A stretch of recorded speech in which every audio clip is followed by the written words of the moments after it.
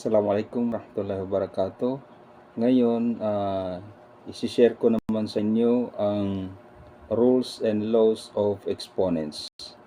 Unang-una, meron tayong multiplication rule. So, ito yung sample niya.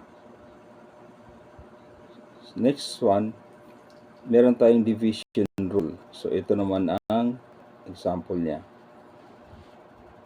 Meron din tayong power of our rule. So, ito naman siya. So, meron din tayong power of a product rule.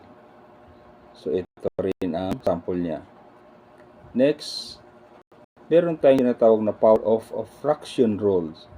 So, ito naman yung sample niya. At meron din tayong zero exponent.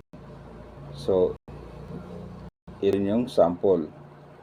Tapos, meron tayong negative exponent.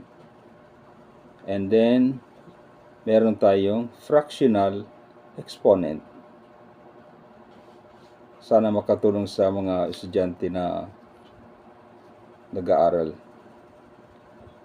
If you like this video, please follow and share. Thank you.